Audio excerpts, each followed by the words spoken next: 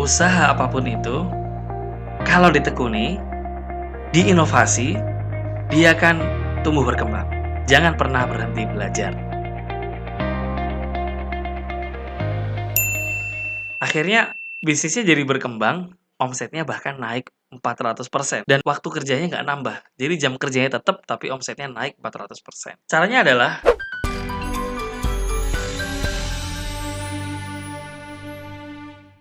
pada kesempatan kali ini saya mau sharing ya.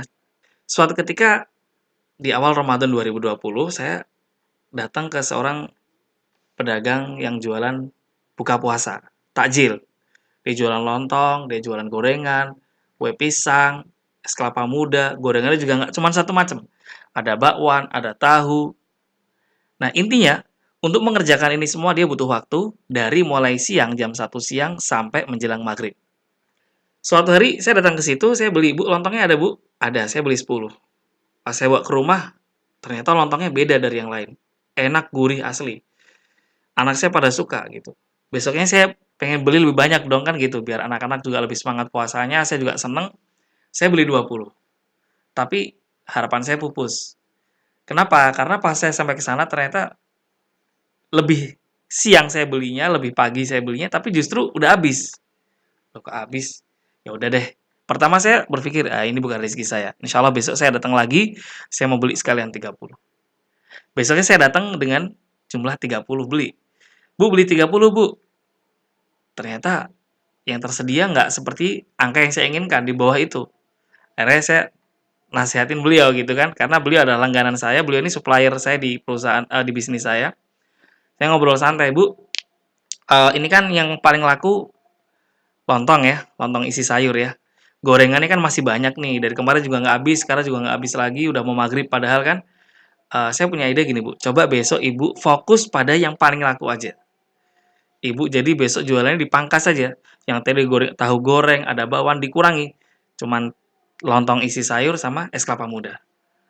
Kalau begitu nanti Ibu bisa ngelayani peminat yang pada suka lontong gitu. Jadi nggak kehabisan-kehabisan terus gitu." "Oh iya ya Mas, coba saya coba." Nah, beberapa hari kemudian saya beli.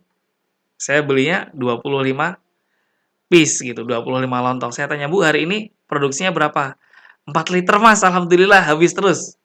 Subhanallah, pertama kali saya datang beliau produksinya sehari 1 liter. 1 liter beras itu bisa jadi 45 butir lontong isi. Alhamdulillah setelah beliau fokus, jualannya lontong aja, gorengan yang lain yang kurang-kurang laku dihapus saja, ngerepot-ngerepotin ya kan, fokus saja pada satu lontong, alhamdulillah beliau jualnya sekarang 4 liter. Alias yang tadinya 45 piece per hari, sekarang naik menjadi 180. Per liter itu untungnya sekitar 30.000. Jadi ibu itu kerja dengan waktu yang sama dari jam 1 siang sampai menjelang maghrib, tapi omsetnya naik 4 kali lipat. Kenapa? Karena yang diinginkan masyarakat, tempat lontong lain juga banyak, tapi yang paling enak di situ. Akhirnya semua orang berpikir kalau mau beli lontong enak buat bukaan puasa, ya di situ.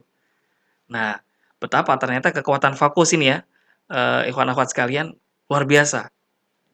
Nah, inspirasi ini bisa kita lakukan di bisnis yang lain. Misalnya sebagai akhwat atau ummahat yang biasa bisa jahit pakaian. Terima jahitan apa aja, jahitan baju seragam bisa, jahitan gamis akhwat bisa, jilbab bisa, cadar bisa. Kalau semuanya antum terima, akhirnya antum akan capek melayani berbagai macam permintaan. Terus apa dong? Coba antum jahit satu item saja. Bahkan ini mungkin lebih gampang. Contohnya apa? Masker. Ah, masker kan kecil, Mas. Harganya cuma 8.000 perak, 5.000 perak. Iya, tapi kalau antum sehari ngejahit bisa menjual 400 piece, itu untungnya juga nggak kalah gede sama jualan baju. Karena baju antum harus motong dulu, bikin pola. Mungkin satu baju nggak selesai seharian. Tapi kalau bikin masker sehari mungkin bisa 100, 200. Untungnya sama aja, banyak, banyak kan? Karena untung itu juga berbanding lurus dengan jumlah produk yang bisa kita jual. Kenapa masker aja? Satu, misalnya masker bikinnya gampang. Yang kedua, masker belum banyak yang menginovasi. Rata-rata orang jualan masker itu ya masker dewasa gitu. Coba antum inovasi, ada masker anak usia 5 tahun ke bawah, yang ukuran tali karetnya lebih kecil. Sehingga anak-anak kalau diajak pergi sama orang tuanya naik motor, ada maskernya yang pas buat anak-anak. Terus ada masker khusus akhwat yang motifnya bunga. Ada masker untuk bapak-bapak yang naik motor. Ada masker untuk pelajar yang motifnya mengikuti tren masing-masing market. Akhirnya karena Atom cuma jualannya masker, tapi berbagai jenis masker, akhirnya Atom punya brand. Brandnya apa? Pusat Grosir Masker.